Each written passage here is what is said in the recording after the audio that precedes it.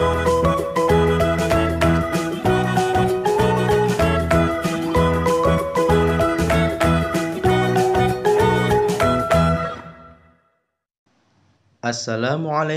warahmatullahi wabarakatuh.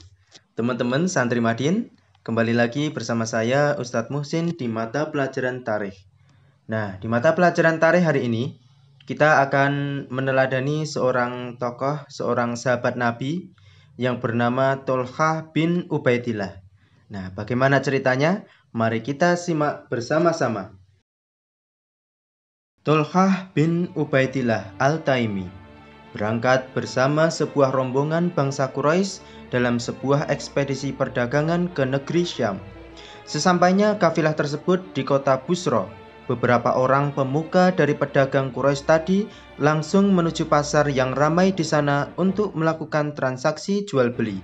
Meski Tolhah masih berusia muda dan belum memiliki pengalaman dagang seperti yang mereka miliki, akan tetapi ia memiliki kecerdikan dan insting bisnis yang dapat membuat dirinya mengalahkan mereka semua, khususnya dalam mendapatkan transaksi perdagangan yang paling besar.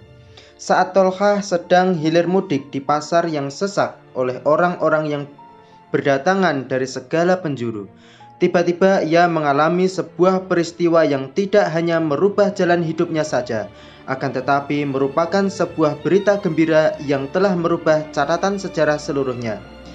Kita akan mempersilahkan Tolhah bin Ubaidillah untuk menceritakan kepada kita kisahnya yang berkesan ini. Tolhah berkata, "Saat kami sedang berada di pasar Busra, tiba-tiba ada seorang pendeta berteriak menyeru manusia, 'Wahai semua pedagang, tanyakanlah kepada orang yang datang pada musim dagang ini, adakah di antara mereka salah seorang penduduk tanah Mekah?' Saat itu aku berada di dekatnya, maka aku segera menanggapi dan aku berkata, 'Benar, aku berasal dari penduduk Mekah.' Pendeta itu bertanya, 'Apakah telah muncul di negeri kalian seorang yang bernama Ahmad?' Aku bertanya, 'Siapakah Ahmad itu?' Ia menjawab, 'Putra Abdullah bin Abdul Muthalib. Inilah bulan di mana ia akan muncul dan dia adalah nabi terakhir. Dia akan muncul di negeri kalian, yaitu Mekah, dan kemudian ia akan berhijrah ke sebuah negeri yang memiliki bebatuan berwarna hitam, yakni Yasrib.' Tolhah berujar, ucapannya begitu berkesan di hatiku. Aku segera menghampiri untaku dan aku letakkan semua perlengkapannya. Aku segera meninggalkan kafilah yang bersamaku dan aku segera berangkat menuju Mekah. Begitu aku tiba di Mekah, aku bertanya kepada keluargaku, 'Apakah ada suatu kejadian setelah kepergian kami di Mekah ini?' Mereka menjawab, 'Benar, Muhammad bin Abdullah mengaku bahwa dirinya adalah seorang nabi. Abu Bakar As-Siddiq menjadi pengikutnya.' Tolhah berujar, 'Aku mengenal Abu Bakar sebagai orang yang pemurah, penyayang, sopan terhadap orang lain dari kaumnya. Dia juga seorang pedagang yang berbudi dan istiqomah. Kami menyukainya, senang bergaul dengannya, karena ia memiliki banyak informasi tentang bangsa Quraisy dan ia hafal benar tentang urutan nasab Quraisy. Aku pun berangkat menemui Abu Bakar dan bertanya kepadanya, 'Apakah benar apa yang dibicarakan orang bahwa Muhammad bin Abdullah diutus sebagai nabi dan engkau menjadi pengikutnya?'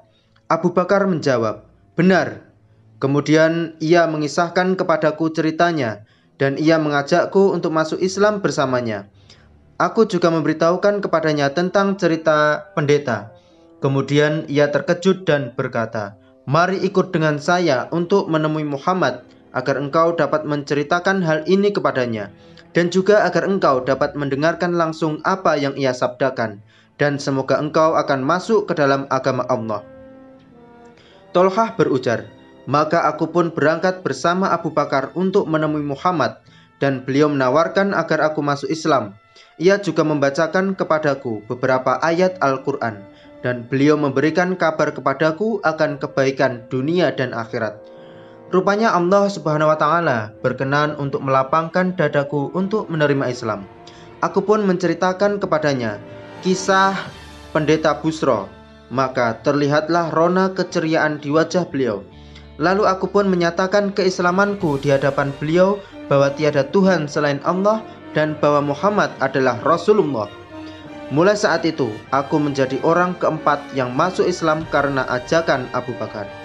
Berita keislaman Tolhah bin Ubaidillah ini bagaikan petir menyambar yang memekakkan telinga keluarga dan kerabatnya. Salah seorang keluarganya yang paling merasa sedih akan keislamannya adalah ibunya.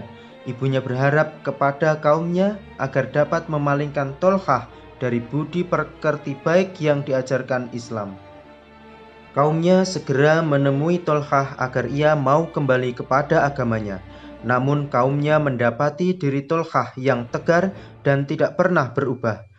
Begitu mereka merasa lelah untuk membujuknya, maka mereka melakukan penyiksaan terhadap dirinya.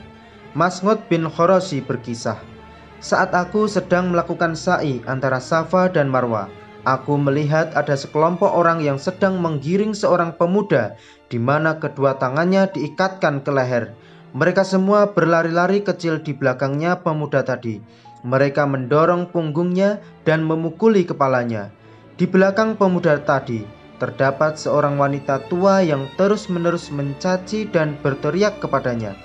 Aku bertanya, apa gerangan yang terjadi atas pemuda itu? Mereka menjawab, ini adalah Tolhah bin Ubaidillah. Dia telah keluar dari agamanya dan menjadi pengikut seorang keturunan Bani Hashim. Aku bertanya lagi, lalu siapa wanita tua yang berada di belakangnya? Mereka menjawab, dia adalah Sa'bah bin al-Hadrami, ibu pemuda tersebut. Kemudian Naufal bin Khuwailid yang dikenal dengan Asad Quraisy atau Singa Quraisy menghampiri Tolhah bin Ubaidillah. Kemudian ia mengikat Tolhah dengan seutas tambang. Naufal juga mengikat tangan Abu Bakar As-Siddiq. Keduanya dibawa oleh Naufal untuk digiring dan diserahkan kepada para orang-orang jahil Mekah agar supaya keduanya disiksa seberat-beratnya. Oleh karenanya, Tolhah bin Ubaidillah dan Abu Bakar As-Siddiq dipanggil sebagai Al-Qoronain atau dua orang yang digiring. Hari terus berganti dan banyak kejadian yang telah berlalu. Sementara Tolhah bin Ubaidillah semakin dewasa hari demi hari. Perjuangannya di jalan Allah dan Rasul-Nya semakin besar dan agung. Baktinya kepada Islam dan kaum muslimin semakin berkembang, sehingga kaum muslimin memanggilnya dengan panggilan Asy-Syahid Al-Hayy atau seorang syahid yang hidup. Rasulullah SAW sendiri memanggil dirinya dengan sebutan Tolhah Al-Khair atau Tolhah yang baik, Tolhah Al-Jud atau Tolhah yang penderma, dan Tolhah Al-Fayyad atau Tolhah yang pemurah. Masing-masing dari panggilan ini memiliki kisahnya sendiri yang tidak kalah menarik. Kisah namanya yang disebut sebagai Asy-Syahid Al-Hayy atau seorang syahid yang hidup bermula pada perang Uhud saat kaum muslimin terpencar dari barisan dan meninggalkan Rasulullah SAW. Tidak ada orang yang melindungi beliau selain 11 orang Ansor dan Tolhah bin Ubaidillah dari kaum Muhajirin. Saat itu Nabi SAW sedang menaiki sebuah gunung bersama beberapa sahabatnya.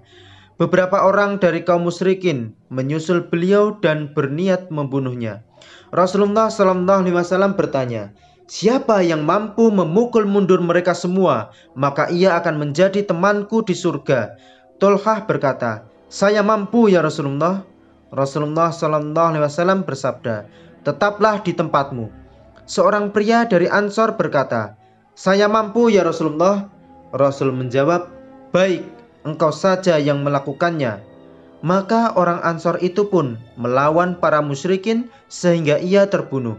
Kemudian Rasulullah SAW masih terus menaiki gunung tersebut bersama beberapa sahabatnya, dan kaum musyrikin pun terus mengejar beliau. Rasul SAW bertanya, adakah seorang pria yang mampu menghadapi mereka? Tolhah menjawab, saya mampu ya Rasulullah. Rasul bersabda, tidak, tetaplah di tempatmu.